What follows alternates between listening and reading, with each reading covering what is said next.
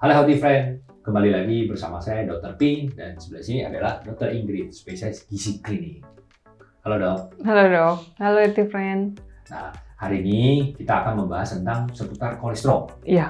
Karena kan banyak masyarakat ya yang bertanya gitu loh, misalnya, dok, saya kalau misalnya kolesterol tuh, saya udah cek lab, yang normal seperti, yang bagus seperti apa sih, yang tinggi dibilang berapa, kayak gitu loh. Nah, terus juga ada yang juga tanya kan, apa sih itu kolesterol baik, ada kolesterol jahat, kayak gitu loh. Nah, kita hari ini akan membahas tentang itu. Mungkin dokter boleh jelasin terlebih dahulu nih, gitu loh. Sebenarnya kolesterol itu kita butuhkan nggak sih dalam tubuh kita? Dan harusnya kandungannya dalam tubuh itu, kalau angka itu yang bagus seperti berapa, gitu. Kalau kolesterol memang dibutuhkan dalam tubuh, memang ada beberapa proses metabolisme yang perlu kolesterol. Yang bermasalah memang kalau lebih atau ada yang kurang, ya. Nah, kalau misalnya untuk angka, kalau kita periksa kolesterol kan ada 4 tuh hasilnya, bukan cuma kolesterol total saja. Nah, yang pertama ada kolesterol total. Nah, yang kedua HDL. HDL itu yang kolesterol baik. Nah, yang ketiga ada LDL, kolesterol jahat. Terus yang keempat ada triglycerid, itu dia simpanan lemak. Nah, kalau untuk angkanya, yang kolesterol baik pasti kita maunya tinggi, yang kolesterol jelek kita maunya rendah. Nah, kalau kolesterol total kita maunya di bawah 200. Kalau HDL karena dia baik, kita mau dia tinggi, di atas 40. Ya. Kalau LDL karena dia jelek maunya rendah di bawah 100. Kalau triglycerid dia juga jelek nih, jadi maunya di bawah 150. Nah, nanti Fred bisa difoto atau dicatat biar kita nggak lupa. Jadi inilah angka-angka yang kita kejar ya biar jadi normal. Nah, nih dok, kan tadi itu sebut HDL, LDL dan lain itu kadang-kadang masih bingung ya. Misalnya kayak tadi LDL kan berarti kolesterol jahat. Jahatnya tuh dari mana gitu? Mungkin bisa jelasin nggak biar Healthy Friend tuh lebih mengerti gitu loh. Kalau kolesterol jahat itu maksudnya adalah dia bisa nempel di dinding pembuluh darah, jadinya bikin sempit sehingga bisa menyumbat. Itu yang orang bilang penyempitan pembuluh darah. Yang kalau dibiarkan terus-menerus akan terjadi sumbatan. Kalau bisa sumbatan di otak, ya terjadinya stroke. Jantung kena serangan jantung dan di organ lain gitu ya.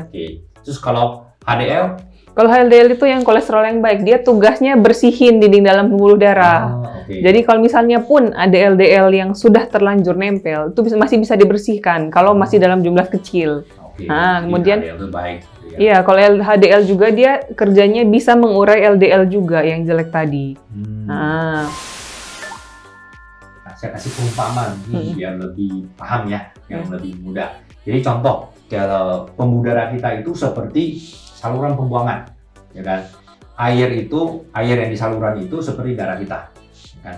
Kalau misalnya kalau misalnya nih, kita alirin air yang bersih, otomatis pipanya itu saluran pembuangannya akan bersih terus gitu loh, tidak akan terjadi penyumbatan, ya kan? Gitu. Nah, kalau misalnya airnya itu banyak sekali minyak, lemak, dan kotoran lain-lainnya itu, makanya saluran itu akan terjadi penyumbatan, mampet gitu loh. Ya, seperti kayak misalnya nih, saluran pembuangan di deket restoran, ya kan? Itu pasti banyak sekali minyak dan lain, makanya gampang sekali mampet. Nah itu loh, kalau minyak-minyak itu dan kotoran itu seperti LDL dalam tubuh kita. Yang kalau LDL-nya terlalu banyak, otomatis pembuluh darahnya, dindingnya itu jadi gampang dinempelin tadi LDL itu, lemak itu, sehingga terjadi penyumbatan sedikit demi sedikit, ya lama-lama nyumbat total deh. Akhirnya terkena serangan jantung, stroke dan lain-lain. Nah, kalau HDL itu tadi berarti yang kolesterol baik, yang membersihkan. Jadi seperti kayak petugas kebersihan yang kerjanya apa? Membersihkan got-got, membersihkan saluran pembuangan itu. Nah, berarti kalau petugasnya makin banyak, berarti saluran makin bersih.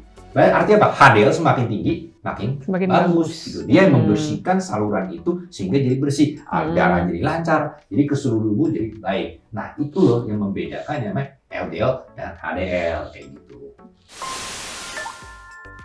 Nih dok, ada juga Healthy Friend yang bertanya, nih dok, kalau saya cek lab nih, kolesterol total saya itu normal, masih di bawah 200. Tapi LDL saya agak tinggi nih, ya kan tadi normal di bawah 100, tapi LDL saya 150.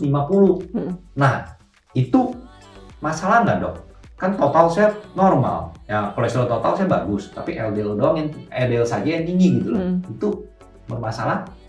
Kalau yang dari 4 itu memang kan semuanya punya kisaran masing-masing. Oke. Satu saja di luar kisaran itu bisa meningkatkan risiko itu penyakit pembuluh darah seperti serangan jantung dan stroke. Entah misalnya kolesterolnya saja yang tinggi, atau LDL saja tinggi, atau trigliserid saja tinggi, atau LDL saja ini rendah. Misalnya semua yang jelek nih bagus nih, taunya yang baik nih yang rendah, itu juga masalah. Oke. Jadi kesimpulannya adalah salah satu saja yang tinggi yaitu bermasalah, Iya. ya kan? Itu salah satu tinggi bisa memicu terjadi penyumbatan.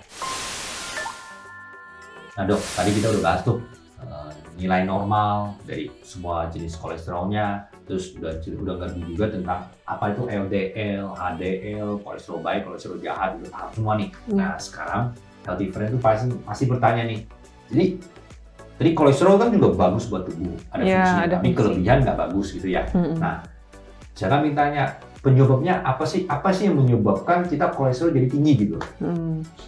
Nah sebenarnya untuk produksi kolesterol sih ada 2 ya. Satu memang yang diproduksi sama badan. Nah itu ya kita nggak bahas karena memang sudah bawaan badannya. Jadi maksudnya tubuh kita tuh memproduksi kolesterol sendiri dalam tubuh. Iya, gitu. Bisa.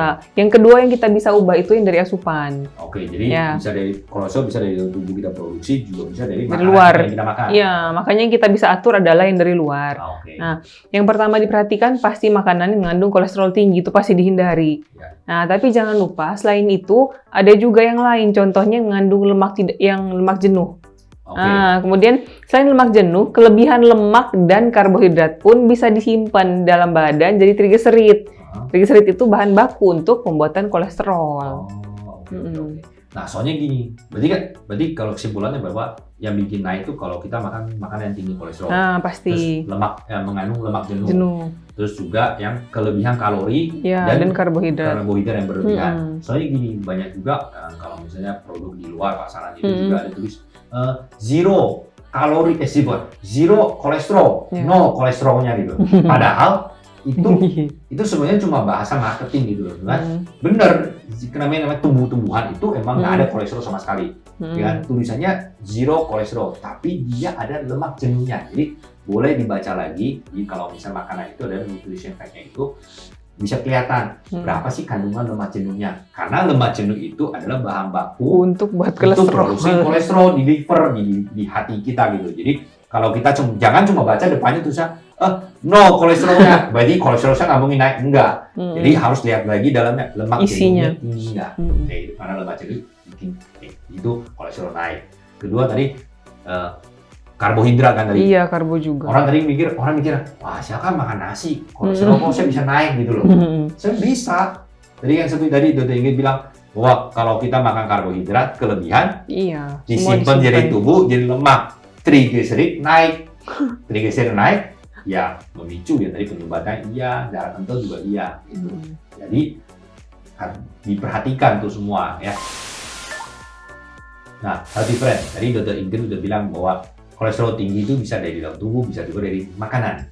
Nah, habis ini video berikutnya kita akan membahas tentang makanan-makanan apa saja yang paling banyak, paling cepat meningkatkan kolesterol dalam tubuh kita. Ya kan? Jangan sampai ketinggalan. Nah, bagi Anda yang merasa bermanfaat video kami, silakan share ke teman-teman, kerabat gitu ya. Dan jangan lupa subscribe YouTube channel kami, sehingga kita akan membuatkan video edukasi yang semakin bermanfaat lagi. Bagi healthy friend yang ingin bertanya, silakan komen di bawah ini. Terima kasih sudah nonton, sampai jumpa di video berikutnya.